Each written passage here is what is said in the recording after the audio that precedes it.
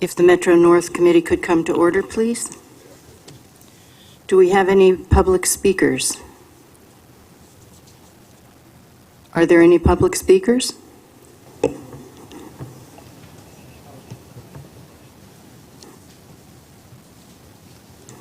Good morning. I'm Bill Henderson. I'm Executive Director of the Permanent Citizens Advisory Committee to the MTA. I'm speaking on behalf of Randy Glucksman, who's the chair of the Metro North Railroad Commuter Council, who's out of town. I'd like to thank Metro North for implementing cross-honoring of east of Hudson tickets on the Pascack Valley line for the evening commute last Tuesday when a crane collapsed on the Tappan Zee Bridge. At last month's MNRLIR committee meeting, we all heard Dr. Harad Nachanu speak about the difficulties MTACC has had in obtaining weekend track outages from Amtrak in order to do work associated with the East Side Access Project. Well, I have news for you. It just got harder with Amtrak's receipts of millions of dollars of Sandy relief funds for repairs to the Hudson Tunnels, East River Tunnels. The latter would certainly have an impact on track access time for the East Side Access Project and Harold Interlocking. I urge you to do all that is possible to coordinate East Side Access construction with Sandy repair work. When I worked at New York City Transit, we were very successful in using piggybacking to maximize track time, while at the same time reducing the number of outages, thereby reducing costs and customer inconvenience. In order to minimize any further delay to this extremely important and already delayed project, I urge you to seek the assistance of our elected officials in Washington, D.C., and get them more involved, force more cooperation from Amtrak. Thank you. Thank you, Mr. Henderson. Are there any additional public speakers? Seeing none, may I have a motion to approve the minutes that are in your committee book? Second? All in favor? Thank you very much. Are there any changes to the work plan? There are no changes to the work plan. In that case, may we have your report, Mr. President? Thank you. I want to start by recognizing the efforts of 3 vigilant Metro North employees, the MTA Police Department and the New York State Police, in preventing a Carmel man from stealing a car out of Harlem Line's Southeast Station. During a station inspection on June 21st, customer service and stations John Daly, Daniel Thomas, and Edward Yeager observed a suspicious young man who was walking up and down the parking lot in Southeast, looking into vehicles and pulling door handles to see if any would open. A week before, these 3 employees had attended Metro North Security Department's presentation where employees are reminded to be the eyes and ears of the railroad. As such, the trio got in their vehicle to get a closer look from a safe distance, recognizing that a serious crime was imminent. They notified the MTA police, who immediately sent a unit to investigate the situation. And while waiting for the Metro North police to arrive, they saw a man attempting to steal a blue Honda Civic right out of the lot. The thief nearly sideswiped other vehicles, showed signs of being under the influence. Our employee got a stroke of luck when the New York State police officer just happened to be patrolling the parking lot. They waved down the state trooper, told him to stop the individual. The trooper proceeded to block off the suspect before he could escape. He was eventually arrested on a number of charges, including grand theft auto. After the incident, MTA police officers Adam Goronsky and Peter Connolly commended the trio for their vigilance. Their actions are a reminder to all of us that proof is that when you see something, say something works. They took that advertising tagline to heart, and because of that, we are pleased today to recognize them for their exemplary actions. We'd like to call them forward, and I'd also like to call Chief Cohen to join us on this.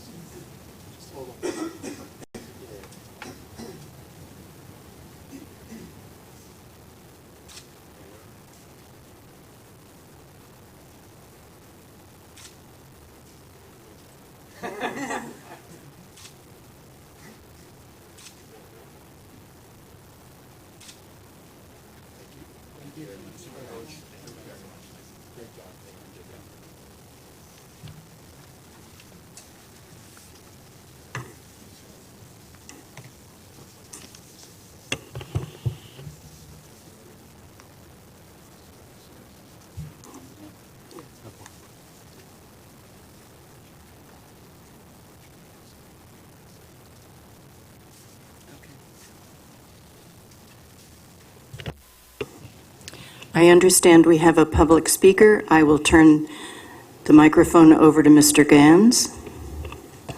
Okay, thank you. We have one additional speaker, Mr. Murray Bowden. Just like to remind all speakers to maintain the 2-minute limit and also to speak on an agenda item for the committee. Thank you, Mr. Bowden.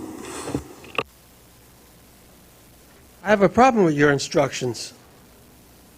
There are 2 sets of rules, one that you make up and one you ignore.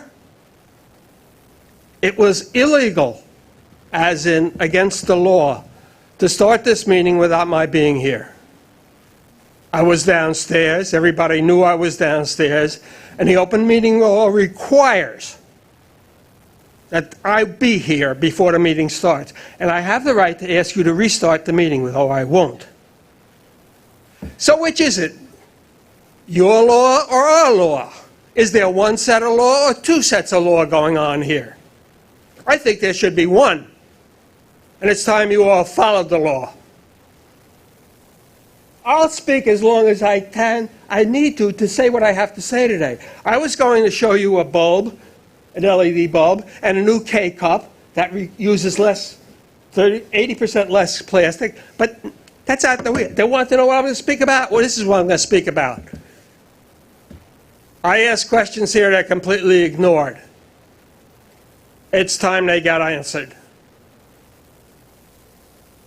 I've asked why you blow the train whistle, and there's been no answer for a year. You absolutely can require that I get an answer at this meeting if it's a reasonable question. Robert's Rules of Order, you can enforce it. The fact that nobody's been required to answer the questions at this meeting is about to change. I've asked for at least a year why Metro North blows the train whistle at 125th Street. I think this is an appropriate time to you require Joe to answer that question. It's a reasonable question. You've already, by starting this meeting what you did without me, you've changed the rules. You used your own rules. Well, I think I'm entitled to an answer. Joe, how many times have I asked you the question? In writing, copies, 50 copies, blind copies. Why don't I get an answer? Am I speaking too loudly? It may be because I'm upset. Downstairs is a picture of a new subway car. Open trains from one end to the other. Metro North is still buying married pair. Why? Because 50 years ago we bought married pairs. But until you answer the question why you blow the train whistle, because, Mitch, tell him, Long Island Railroad doesn't. Mr. Bowden, would you conclude your remarks, please? No, I will not conclude my remarks. When you follow the rules, I follow the rules. And as long as you started the meeting before I got here, I don't have to follow your rule. Let's get that clear. Which set of rules are you working on? The ones that the law, and if you don't follow the law, why do I have to follow the law? Just tell me what the difference is. Yeah. You do? Yes. I'm about to get taken away by the security.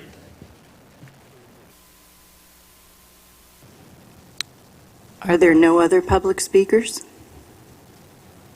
No other public speakers, thank you. Then we'll proceed with the President's report. Thank you, Madam Chair. On the safety front, Metro North has begun a pilot test of cameras and trains to improve customer and employee safety. The cameras will be positioned facing outwards to monitor oncoming track and wayside activities and positioned facing into the car's cab to record the engineer's control area. In addition to cab cameras, cameras have been installed in the passenger areas to improve passenger and crew safety by acting as a deterrent to crime. The cameras will also aid investigations after accidents and other incidents. There will be no audio recording of passenger areas, and signs have been posted at each end of the passenger compartment to inform customers that the car is equipped with video surveillance.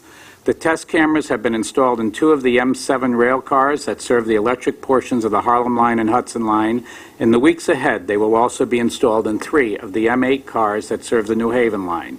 Later, they'll be tested in diesel-hauled coaches, locomotives, and M3 electric rail cars on the Harlem Line and Hudson Line. Following a test period, Metro-North will finalize the camera design for the remaining fleet and anticipates regular production and installation to begin the 3rd quarter. As you may recall, in February 2014, the National Transportation Safety Board recommended installing the outward-facing camera in train cabs, and MTA Chairman Prendergast directed the MTA's commuter railroads to begin the design, engineering, fabrication, delivery, and installation of our onboard cameras. In June, our service reliability operated at 92.9%, just below our goal of 93%. As mentioned at last month's meeting, the decline in train performance was due primarily to the May 17th fire under the Park Avenue Viaduct. Since last month, additional temporary repairs have been completed, and diesel locomotive trains can now operate on all 4 tracks. Speed restrictions of 30 miles an hour continue on the 2 inside tracks through the affected area. Under a declaration of emergency, we expedited the procurement process for making permanent repairs to the viaduct. There is a ratification item on today's agenda to award the design and construction of these permanent repairs.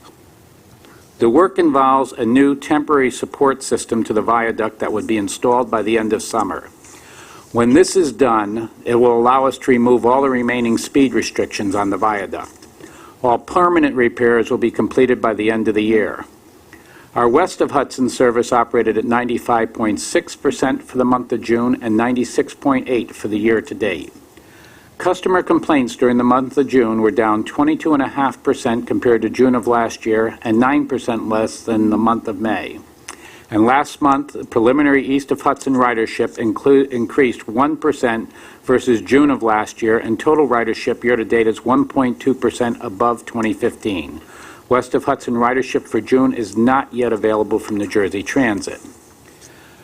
Earlier this month, Governor Cuomo announced that the accelerated rollout of the MTA e-Tix, a free MTA app that allows Metro-North Railroad and Long Island Railroad customers to purchase train tickets anytime, anywhere on their smartphone. The app, which was scheduled for completion by the end of this year, will now be available to all riders of both railroads by the end of the summer. MTA's e-Tix first debuted in Metro-North's Hudson Line and on the Long Island Railroad's Port Washington branch. Since the rollout of e-Tix, the Hudson Line on June 30th through last Thursday, June 21st, ticket sales have May 30th to June 21st. Ticket sales have totaled almost $300,000 and over $10,000, to July 21st. $300,000 and over 10,000 tickets have been sold. The rollout schedule for MTA e-Tix app continues today, with MTA e-Tix now being available on the Harlem Line. The app is scheduled to become available for Metro-North's New Haven Line and the New Haven Line's 3 branches and the rest of the Long Island Railroad during the week of August 22nd. The MTA e-Tix application allows customers to link directly to the Train Time app, enabling them to check schedules and see service status. In addition to purchasing tickets online, the MTA e-Tix app also gives customers the ability to secure refunds for unused mobile tickets, request duplicate receipts, and manage their accounts. And I'm open to any questions at this point. Questions? Yes, Veronica. Thank you. Mr. Gioletti, are there any, with regards to the Park Avenue Viaduct, are there any updates outside of what's been reported in the media regarding New York City regulations for materials or activities under Metro-North Railroad tracks?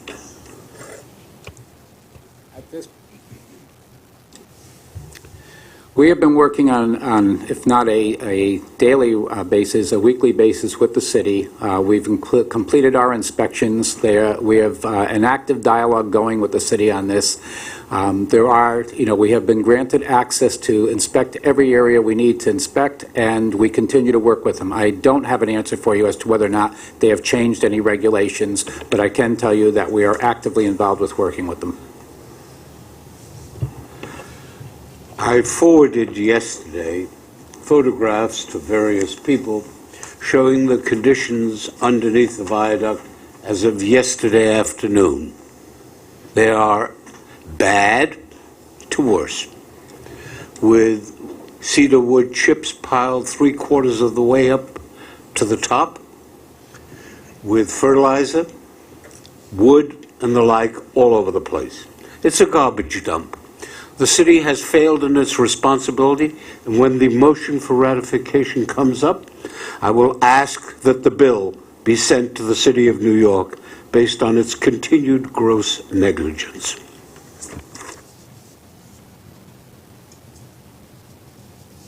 Additional questions? Moving on. Justin Bonashek will provide some comments on the safety report. Good morning. The safety report can be found on page 19. The 12-month rolling average for customer accident rate is down 33% compared to the previous 12-month rolling average. The 12-month rolling average for employee lost time injury rate is up nearly 8% compared to the previous 12-month rolling average.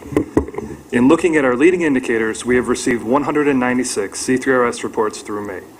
At this Wednesday's Safety Committee, I will be detailing the 3 corrective actions that have been implemented since the inception of the program. In addition, I am proud to mention that Metro North is now the leader in the industry for C3RS. This is thanks to all the hard work and effort of both labor and management. And finally, in May we began our community outreach program TRACS, Together Railroads and Communities Keeping Safe. In the first month, we reached 2,000 individuals. I would like to thank Long Island and the MTA Police for their guidance as we implemented this program at Metro North. This concludes the safety report. I am happy to answer any questions. Questions? Hearing none. Chief Cohen, police report, please. Good morning. The police report begins on page 20. For June, there were 13 incidents compared to 12 in 2015. We had an increase in assaults, 5 compared to none last year at the same time, but an arrest was made in each one of those cases. Grade crossing safety continues to be a major priority for the Metro North Railroad and the MTA Police. Year to date, we've issued 233 summonses at grade crossings. 80 of those were for grade crossing violations. Just for clarification, the New York Vehicle and Traffic Law makes clear that a motorist has an absolute duty to stop when at a crossing where the red lights are flashing to give warning of an approaching train. Moreover, under the Vehicle and Traffic Law, and as reflected in the Department of Motor Vehicles Driver Manual, the motorist must remain stopped until the flashing red lights have stopped. We have enforced and will continue to enforce these requirements to protect the public, railroad passengers, and employees. If there's any questions. Hearing none. Moving on. Under information items, there are 2 reports presented in the agenda book in accordance with the committee work plan. The Grand Central Terminal Retail Development Report, and Jeff Rosen from the MTA Real Estate will provide highlights of the annual report and what's in the agenda. Jeff?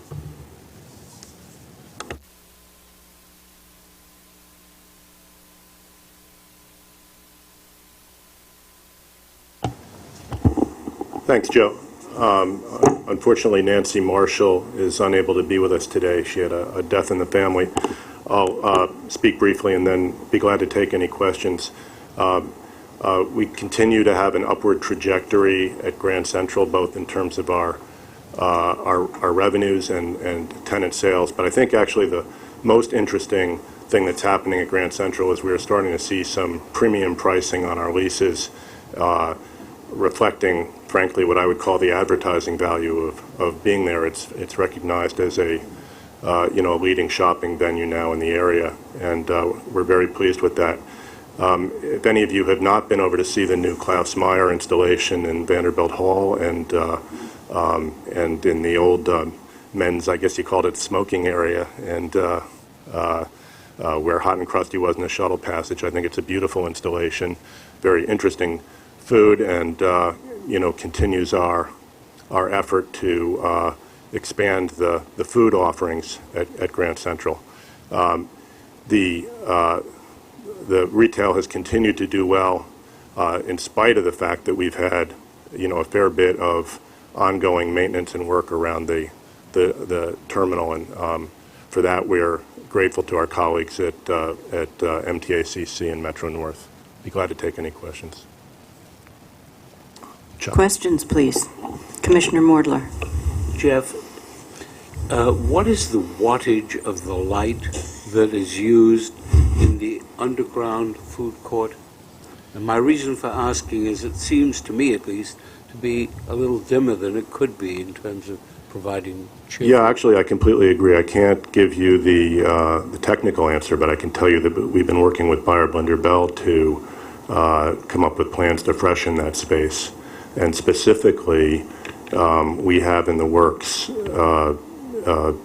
reletting of the kiosks in the center portions of each of the two halves of the dining concourse, and they are going to be entirely redone with new lighting. While on the subject, last Friday, Lincoln Center provided musicians in the New York City subways as part of its Mozart Festival, Mozart Underground. It seems to me that that is something that should be extended to Grand Central Terminal. I've had conversation with people at Lincoln Center, and they are prepared to cooperate with that. It is a spectacular contribution. That sounds lovely. I'll pass it along to Sandra. Will you? Yeah, Thanks. Other questions? Well, Mike, congratulations to you, Jeff, and to Nancy Marshall. Grand Central has become a destination in and of itself, not just a transit hub, and it looks lovely. Thank you. Other than I happen to agree about the lower level. Yeah, thank you. Continuing on, environmental audit. Included in the agenda is a summary memo of Metro North's findings for the most recent annual New York State Environmental Conservation Audit. This report is based upon inspections of various Metro North properties, review of capital projects, and reporting on progress made in addressing pre-existing violations. There were no new violations identified in the latest audit. The summary memo also highlights Metro North's accomplishments in protecting the environment and demonstrating its commitment to sustainability. In addition, go ahead. I'm sorry. Any questions from the committee? Yes, Commissioner. I know that you function on this area periodically, but periodically the accumulation of refuse alongside the tracks on the Hudson line is really pretty bad, especially as it approaches the points where we go underground. If you could take a look at that again, I'd be most appreciative. Through the chair, yes, we are aware.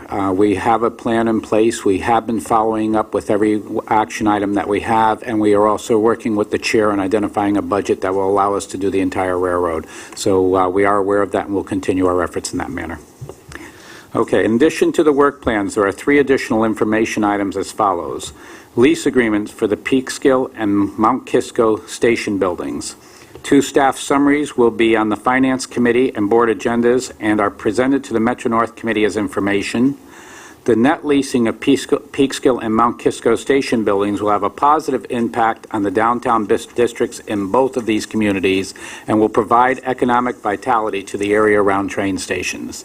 These arrangements are consistent with Metro North's ongoing efforts to operate more efficiently and to provide better customer service. The agreements will provide cost savings to Metro North and improve customer amenities by making the station available to them for not only shelter and restroom use, but for food service. In addition, the tenants will be making capital investments in the station buildings that will improve their appearances.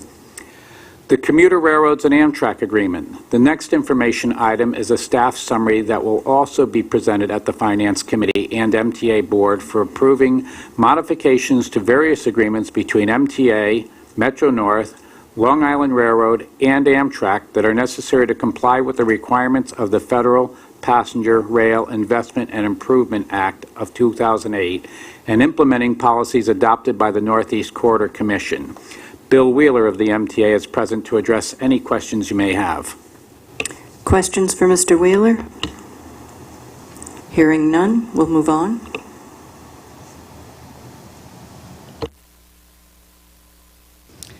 Handout items. There are 2 additional agenda items that have been distributed this morning as follows. An August 1st, 2016 schedule change. For your information, minor schedule adjustments will be made on Metro-North's Hudson and Harlem lines effective Monday, August 1st, 2016. Highlights of the changes are the Hudson line schedule changes to accommodate the progress of the Sandy Resiliency Project between Tarrytown and Croton-Harmon. The next phase of work will require substitute bus service in the Phillips Manor and Scarsboro stations during the AM reverse peak and PM reverse peak periods. On the Harlem line, there is a minor schedule adjustment in the AM peak to improve reliability and on-time performance. There is no schedule change on the New Haven line. Any questions? Through the chair. We do have an action item. Do you want to introduce Jim first? Yes. The next action item involves Metro-North's relationship with the Connecticut DOT, and I'm very happy to introduce Commissioner James Redeker, who's with us today. Thank you so much for your welcome and for being here today. I'd only like to make a few brief remarks about this, principally emphasizing the rather remarkable partnership between Connecticut and Metro-North. It should go without notice, but sometimes you need to notice that working relationships that are working effectively often don't get mentioned. It's the ones that are broken that get mentioned, and this one's working well. The state of Connecticut, through the course of its budget year, faced a growing deficit multiple times, and in the final days of the legislative session, the Department of Transportation's budget was reduced by $37 million. That reduction was unexpected from our budget, but required action. And that action has a multiple part to it, but principally there are two parts that affect Metro-North. The first deals with budget expense reductions. This is a remarkable partnership. I want to thank the staff at Metro-North for the really diligent work in a very short period of time to come back with a budget proposal that actually reduced the budget. That still was not enough to close the budget deficit for our rail account, and so we are proposing a fare increase. It's a 5% fare increase on December 1st, in addition to the 1% that's already scheduled, so it's a 6% fare increase. We have announced that intention, and hearings are scheduled for September 6th, 7th, 13th, 14th, and 15th. A total of 6 hearings throughout Connecticut to get as much coverage as we possibly can. The action that's required today is to have the board authorize Metro-North to join with us in that hearing process, one that will meet both federal and state obligations. I'm thrilled about the willingness to engage in this partnership and to take this item on so that Connecticut can indeed move forward with a proposal to balance our budget. Thank you. Thank you, Commissioner. So on the action item itself, we have an action item concerning the proposed Connecticut fare increase, and specifically the action is to approve MTA Metro-North's participation in that public hearing process in association with the fare increase. The proposed increase only affects travel between New York and Connecticut stations and travel between Connecticut stations. Fare within the New York state are not affected. Connecticut's proposal is to raise fares 6% effective in December and is needed to help CDOT fill a budget gap, as you've just heard. As per past practice, we fulfill public hearing requirements by taking part in CDOT's public hearings in Connecticut, and CDOT is also proposing to raise branch line fares, but this does not require MTA approval. Following hearings and a public comment period, any fare increase will come back to the board for final approval. Questions? I move this action. Thank you. Those in favor? Thank you. I also want to thank you for the kind words at the beginning of your remarks. We too find that this is a very helpful and good relationship.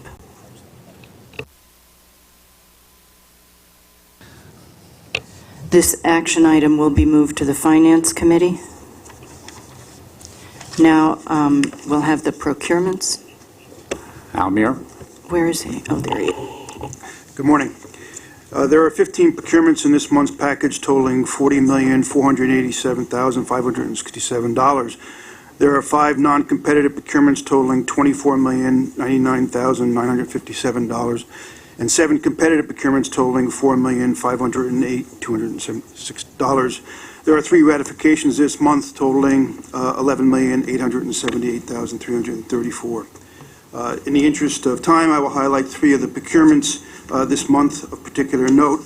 The first is the request for additional time and funding for General Electric transportation in the amount of $22,004,000. This is an OEM contract for the overhaul repair work that has to be done on our P-32 locomotives, and this work is essential in order to keep the locomotives running through 2020 and beyond.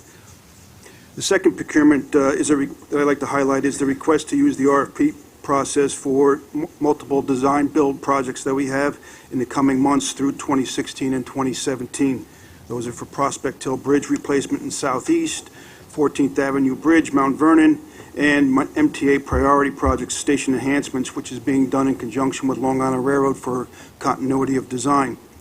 The final procurement I'd like to highlight is the one that Joe had spoke about earlier, and that is the repair of the viaduct. And I would just like to add one additional comment to that, in that this was a very good example of a design-build process working collaboratively with 3 construction firms which worked in an outstanding manner, and they should be lauded. And Echo 3 Enterprises was certainly outstanding in their response and technical response to Metro North's needs. So those procurements and the remaining 12 I submit to you for a vote. I move these items. Is there a second? Second. Questions? Commissioner. First, I will reiterate my point, not do it in the form of a motion so as not to bind you, but I strongly recommend you send the bill on the viaduct work directly to the City of New York, which in my view is solely responsible by reason of its gross negligence in failing to enforce the law and to keep the place clean. There is no excuse for what is going on there, and the photographs are on file with this office. I'd like to ask you, if I may, secondly, a question solely of process, all right? When an application is made to bid, or a General Electric or an Ansaldo or what have you, seek to participate, I assume they have to complete some sort of a form. Is that correct? Yeah, they're required to go through a full responsibility hearing, and they're vetted as far as ability to meet the requirements of And the that specification. form seeks to inquire as to whether or not that is a responsible bidder, applicant, and the like. Am I correct? In the case of sole sources, what you're talking about, that would be whether there also would be qualified to provide the goods or services that are being sole sourced. And do you ask the kinds of questions that are asked in some quarters as to responsibility of the bidder? In other words, do they have a record of irresponsibility, criminal conduct, or the like? Yes, sir. Every vendor is vetted in the same manner. And are those submissions made under oath? In other words, are they documents, the applications, that the applicant has to stand by or be guilty of filing a false instrument? Yes, sir. They're required to provide a certification with each and every bid that's provided. Now, if they have committed or been adjudged guilty of criminal conduct or of sex discrimination or of other like conduct, are they required to state that? And if so, for what period of time, going back?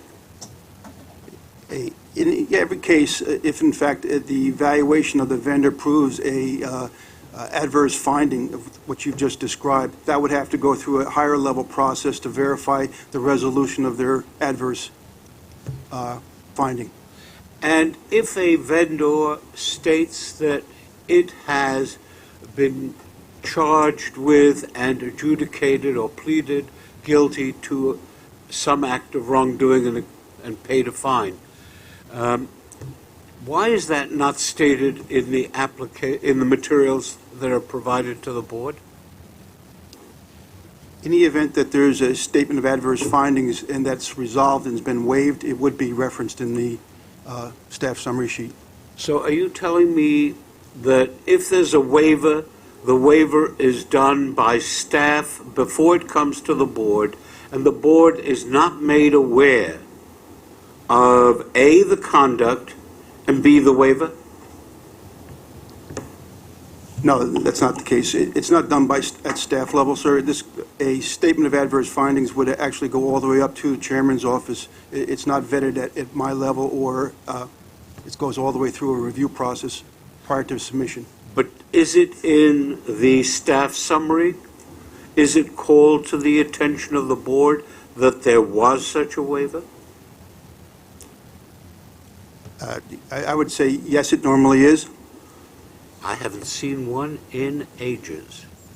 And I have instead seen a number of instances where there has been pleas of and adjudications of misconduct.